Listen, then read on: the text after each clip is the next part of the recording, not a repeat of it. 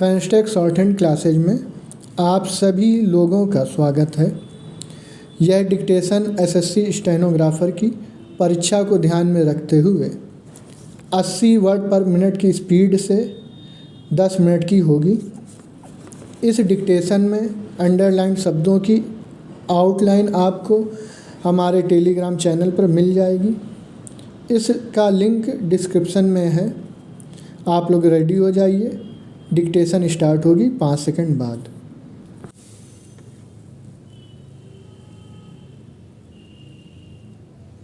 सभापति महोदय, लोकसभा और विधानसभाओं का एक साथ चुनाव कराने से श्रम और समय की बचत के साथ साथ चुनाव कराने में होने वाले खर्च की बचत होती है।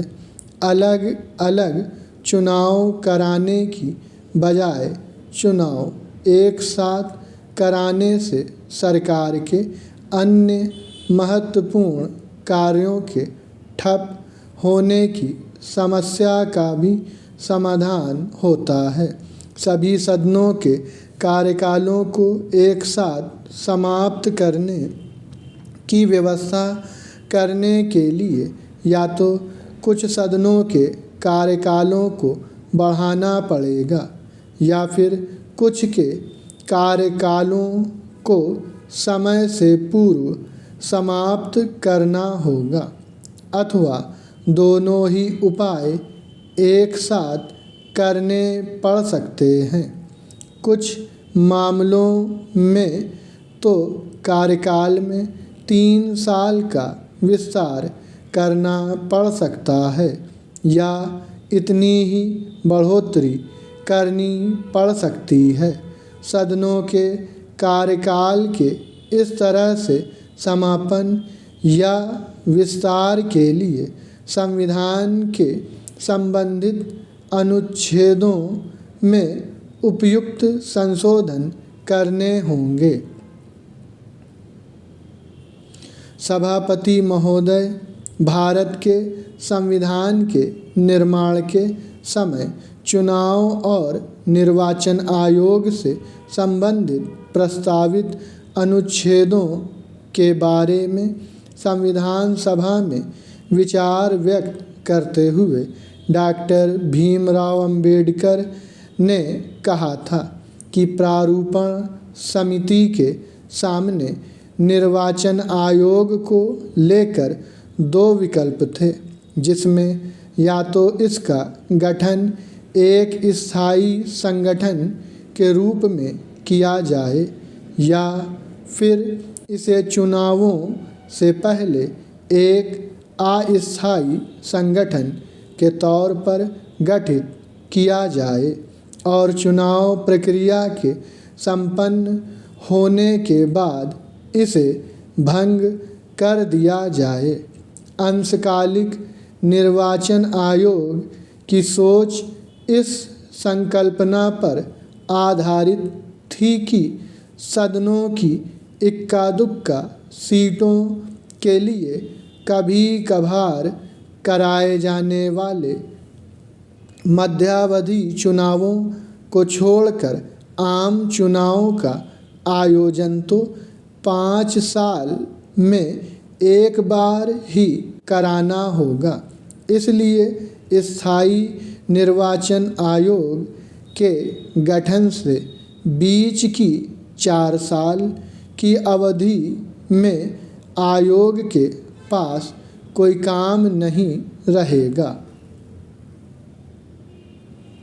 सभापति महोदय, लेकिन समिति ने विधानसभाओं के मध्यावधि में भंग किए जाने की स्थिति का पूर्वानुमान भी लगाया था और उसे इस बात का एहसास था कि इस हालत में निर्वाचन आयोग को तत्काल नए चुनाव कराने के लिए तैयार रहना भी आवश्यक होगा और इसीलिए स्थायी निर्वाचन आयोग का गठन आवश्यक समझा गया।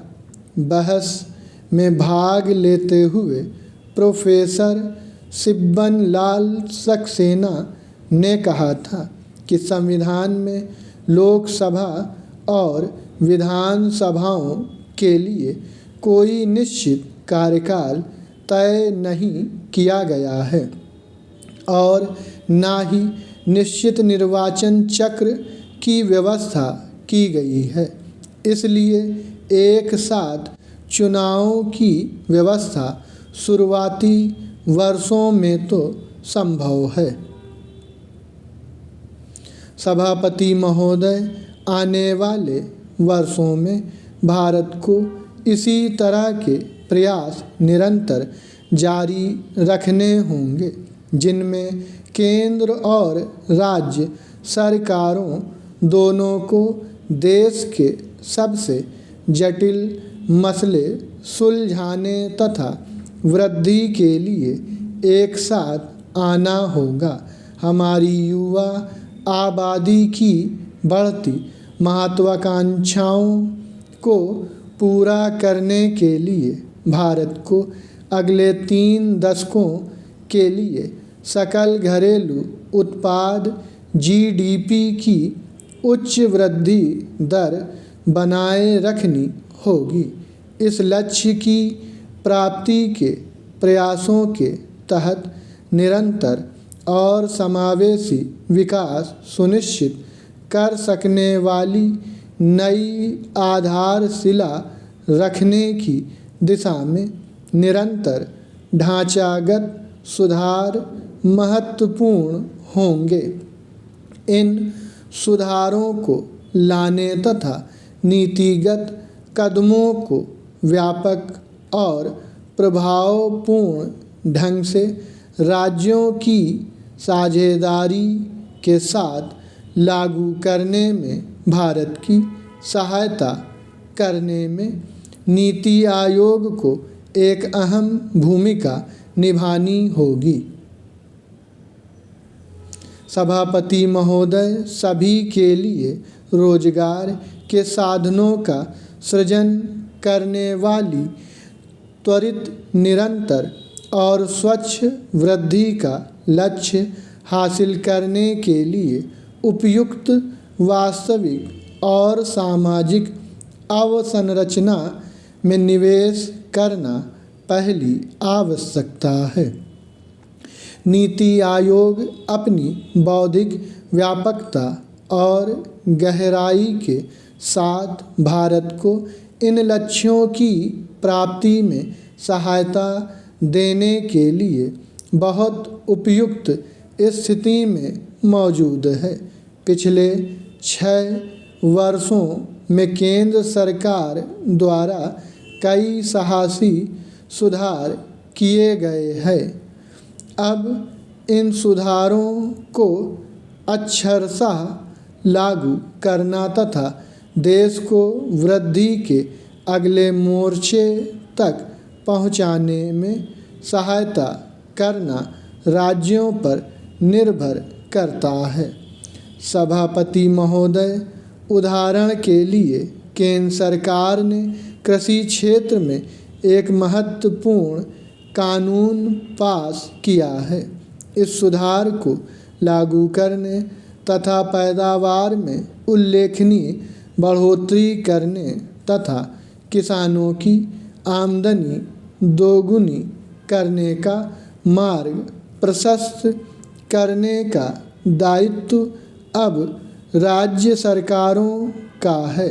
इस प्रक्रिया में अनुपालन का बोझ घटाने, पुरातनिक कानूनों को समाप्त करने और निजी क्षेत्र की भागीदारी की सभी संभावनाओं को अनुमति देने जैसे इन नवाचारी सुधारों को अपने मुताबिक ढालने और लागू करने में राजनीति आयोग पर एक साझेदार के रूप में भरोसा कर सकते हैं।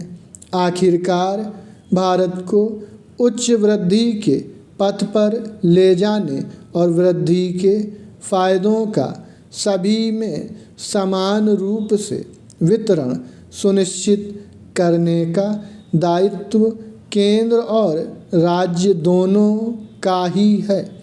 सहकारी संघवाद को मजबूती प्रदान करने की दिशा में नीति आयोग निरंतर अपना कार्य जारी रखेगा।